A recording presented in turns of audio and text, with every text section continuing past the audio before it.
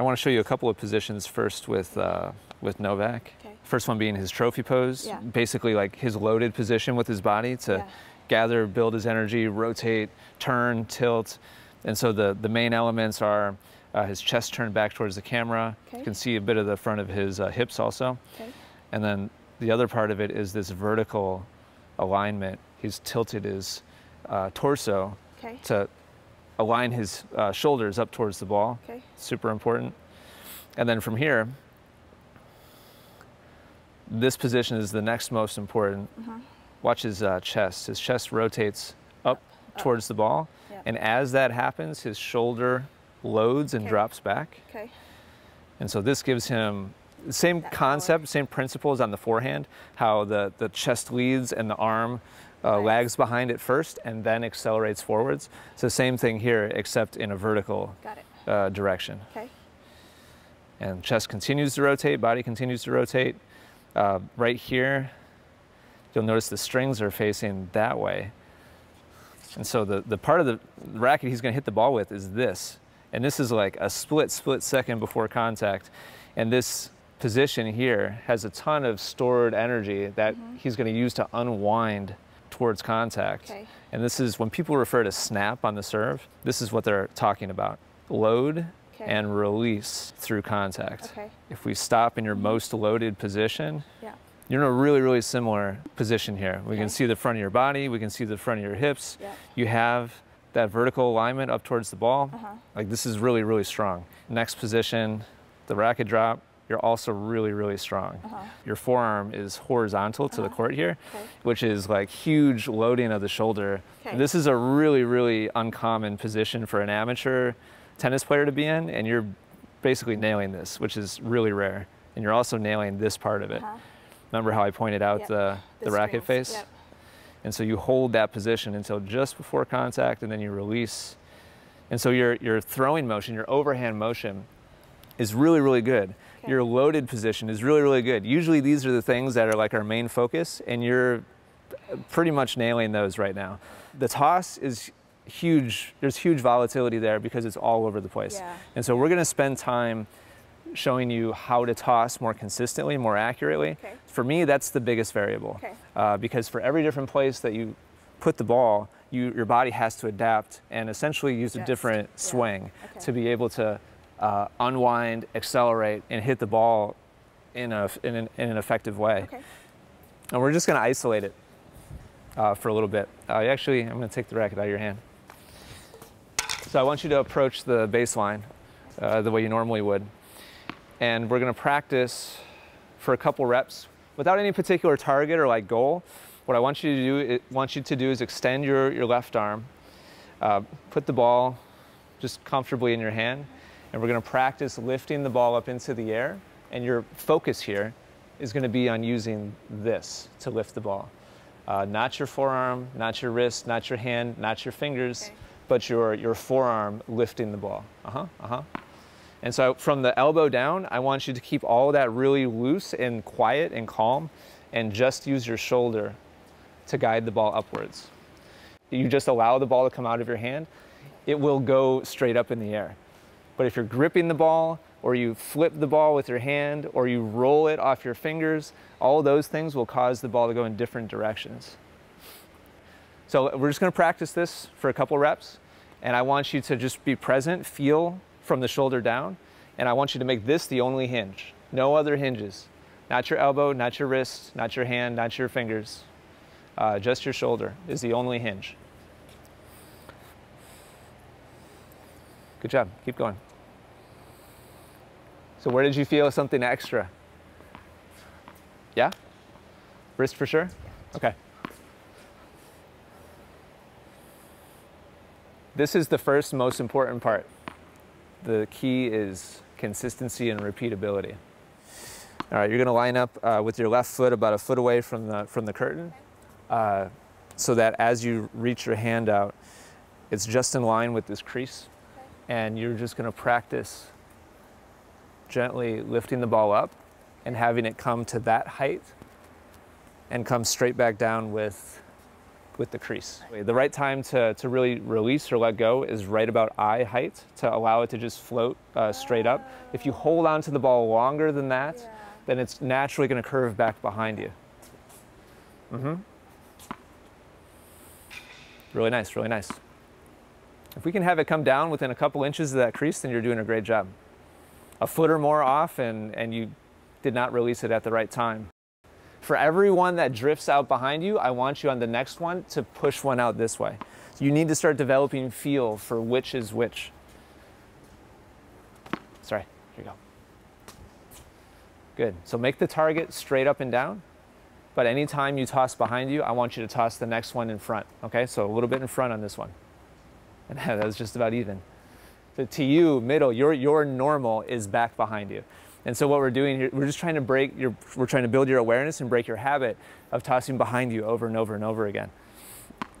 So each time, your target is here, which means to you it might feel like, the correct one might feel like you're actually kind of aiming here. Or releasing it a little bit lower than you normally would. Does that make sense? Nice job, good. That's like 4 in a row. You're gonna go from your setup position to, for right now, I don't want you to go back into your motion or anything like that. I just want you to hold your racket and practice placing the ball up into the air, into the right spot.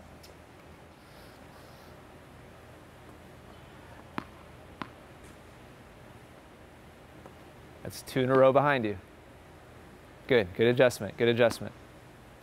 If we draw a line down from contact, okay. He's just to the right of his right shoulder. Okay. Here. Okay. And so, unless you're trying to hit a topspin serve, like a kick serve, it should not be over your head. It should certainly not be back behind your head. It should be a little bit to the right of your body.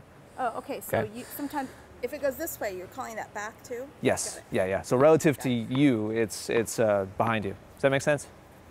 So that would be too far back. Too far back. Yes. Got it. Yeah, okay, good, good, nice job. Your awareness is growing, that's good. That was a pretty typical toss for you to go after before. Good. Consistency has increased a lot since we went over to the curtain, Jaden. It's looking a lot better.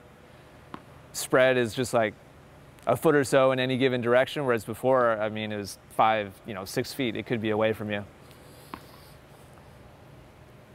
Nice, nice, nice. It's gotten a lot better, Jane. Yeah. Let's do 2, 3 more, and then we'll go ahead and start to hit a couple of serves again, with our main focus being toss placement.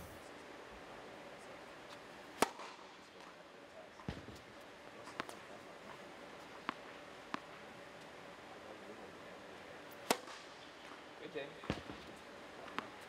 You might be right.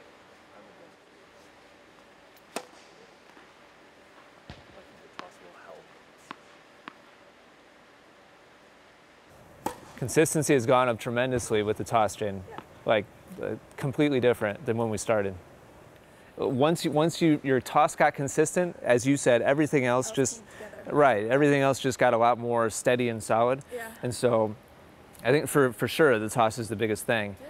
And as far as spin or second serve, you're already setting yourself up really well for that.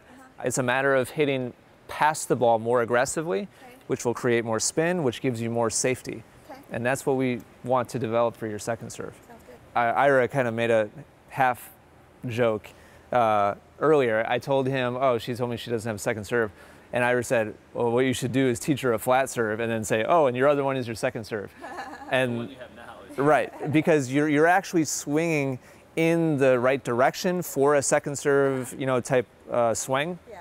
Your racket is starting on the left side of the ball. Yeah. Coming from left to right to contact and then continuing going out to the right, versus a flat serve, your arm would go from a little bit more behind the racket. So the racket face would kind of be here and it would go forward through contact. We're just going to exaggerate and accentuate it a little more to create a little bit more spin, a little bit more curve. The left to right part of it. Your racket is going to accelerate up, out to the right, and then come along the baseline back to your left. So he's just accelerating right through the ball towards his target. And so the ball is traveling straight So this is a flat serve? That's a flat serve? Yes, Yeah. Okay. directly through. Okay. That's a flat serve? And now Yep. show her the difference without a ball, how your racket's gonna move on this next one. Okay. Show her one more of those. Second serve path. And now show her a first serve path. You see the difference? Yeah. So one is lateral through the ball, and the other one is vertical and out to the right. First, second, so you can see the difference in the swing. Okay.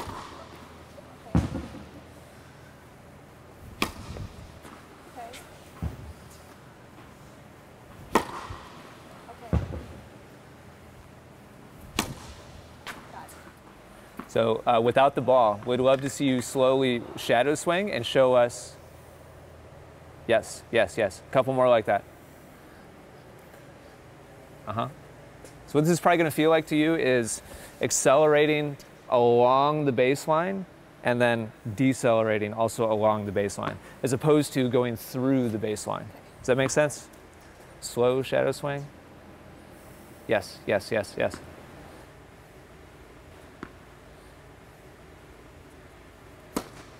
Oh, nice. Now you shanked it a little bit, Yeah. but did you see the shape Yeah. on the ball? There's a big arc, a big curve to it. That's exactly what we're after. Keep that direction of swing now, and then turn your strings to the left a little more. Yep, yep, yep.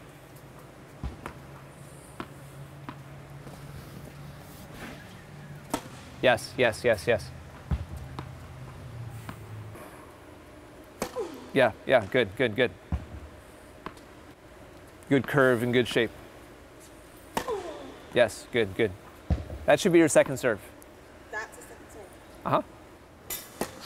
So, Nice, Jaden. question, would you like to try and develop the swing path for a flatter type serve as more of a first serve Yeah. option? Let's try it. So, in order to get spin, Ian mentioned that we're swinging along the baseline, right? So our arm is traveling parallel with the baseline. The more direct we want to go, the more our arm travels forward through the baseline. Okay. So if I were to hit a flat serve, I would take my arm starting from behind the ball and then go completely straight out towards my target. So my arm would be traveling inside the court, almost perpendicular to the baseline. Okay. Does that make sense? Yeah, yeah. So do some just shadow swings kind of slow and have your arm go forward, into the court. That's exactly right. Keep doing that. I'd like to see about 3 or 4 of those exact swings before I give you a ball. There you go.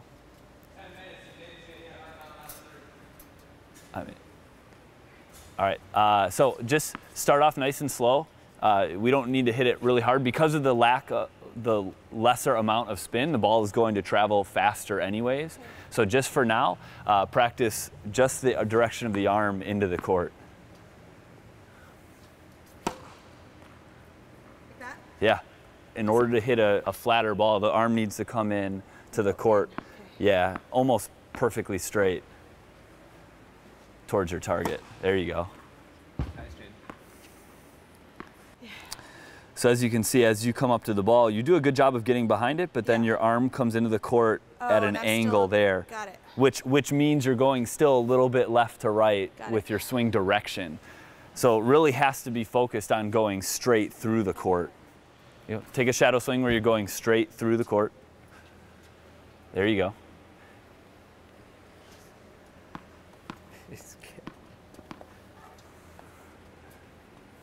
There you go. Yeah, that sounds better. It's a thicker sound. Yeah, that's it. That's your best one so far. That was really direct. Here's your 2 different positions. Okay. This is the one where you hit a little bit more flat because your arm is heading more into the court on less of an angle. And this one was the spin one where the arm was coming out to the right just a little bit. You see the difference there? Yeah.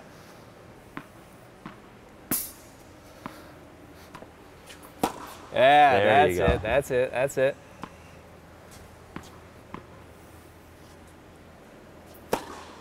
That's great, Jaden. That's great.